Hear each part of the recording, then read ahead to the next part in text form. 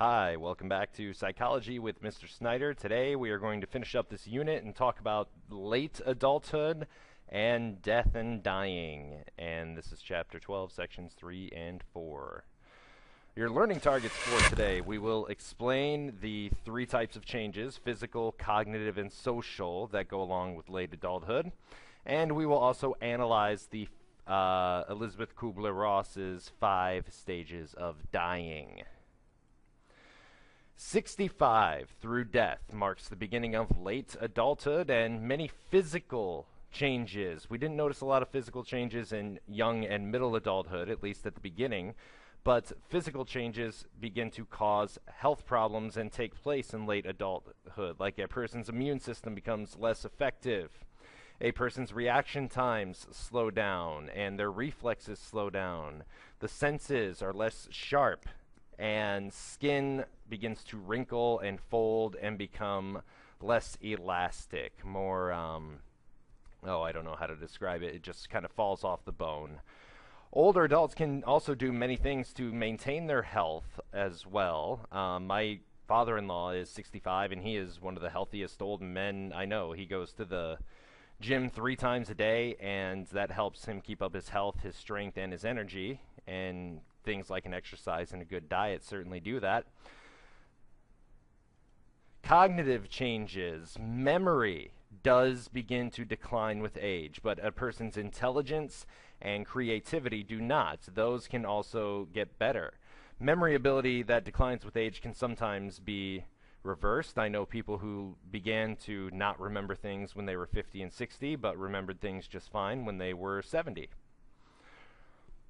There is a word for the serious loss of cognitive functioning, and that is dementia. People with dementia have major losses in memory, and they may have speech or motor problems. Dementia that occurs after the age of 65 is a specific type called senile dementia. Most cases of senile dementia occur in people over 80, but there is a physical change that goes along with dementia in a type called vascular dementia, and it's caused by a stroke or a physical change in the brain that decreases the blood supply, and the only reason our brains can continue to operate is because we have continuing flows of blood and oxygen to it. So such a decrease can happen when fatty deposits, if you eat too fat of a diet, those collect in the blood vessels that go to the brain and they burst in a stroke, and that can cause a serious loss of cognitive functioning. Social changes. People in late adulthood begin to retire, and they can either look forward to this or they can dread it because of the change in their life. It's a big change. Some people either turn to leisure activities or some work part-time, but after a while it becomes kind of disillusioned to them, and they don't really enjoy being retired anymore, but at least not like they thought they were going to. They develop a more realistic view of retirement. Retirement can also place a lot of strain on a person's marriage because the spouses may be around each other more than they ever have before in their life. Grandparenthood, if they become grandparents, they may have a more relaxed relationship with their grandkids than their own. They've broadened their views since their kids have left the house. They're less serious with their grandkids. But in ever increasing numbers, grandparents are taking on more of an additional serious responsibility in raising a person's children. And living arrangements. There's stereotypes with old people. They all live in nursing homes. They all live in Florida. But it's not really true. Most people are actually independent. They're financially secure, and they own their own homes. And a lot of them, actually the majority of old people, people in late adulthood, remain in their hometowns rather than moving across the country, say to Florida or someplace warm. Although a lot of people do that, it actually is more common for them to remain at home. Alzheimer's disease.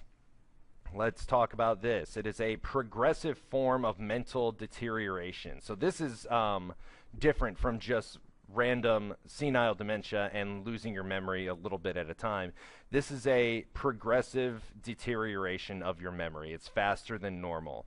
It affects about 10% of people over the age of 65 and half of people over the age of 85.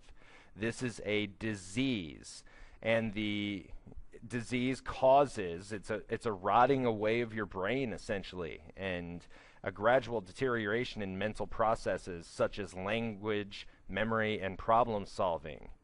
And if you take a look at this picture on the front page right here, you can see a healthy brain on the left and one with advanced Alzheimer's on the right. So it really is a deterioration of the brain. There are a lot of myths about Alzheimer's, but you can see over here, flu shots do not cause it. Contact with aluminum cans. Alzheimer's does not only affect old people. It can be treated, but there is no treatment or cure. It can be slowed, I guess. And it is fatal because it does eat away at your brain.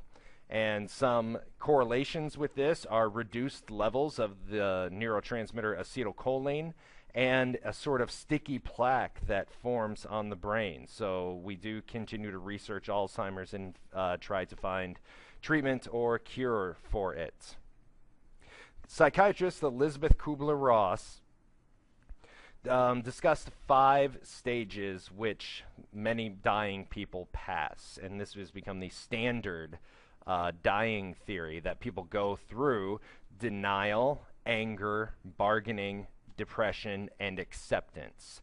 And denial is sort of, this can't be happening to me, the doctor has to be wrong. So you go maybe get a second opinion. Anger, once you finally accept it, you say, why me? This isn't fair. You're angry at no one in particular, just angry that you're going to die.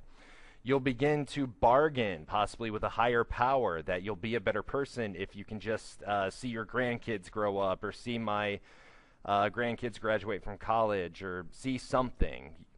You'll begin bargaining. And then you will become depressed, and if you're going to die, why live anymore? And then finally accepting the fact that you are dying. And Kubler-Ross's theory in recent years has met with considerable criticism, such as Schneidman, who says that not all feelings follow this particular sequence. Some people may be angry, then bargain, then deny, or they just go through the stages out of order. And another problem that this theory lacks is that people who follow this theory tend to ignore the uniqueness of an individual's experience at the end of their life. This is kind of the humanistic feel to psychology, but everybody is unique, and how could we possibly categorize people into these 5 stages when each person is so unique as they are? And that is all I have for you today. That's the end of this unit. Your unit exam is coming up. Be sure to review for that, and I will see you later. Have a nice night.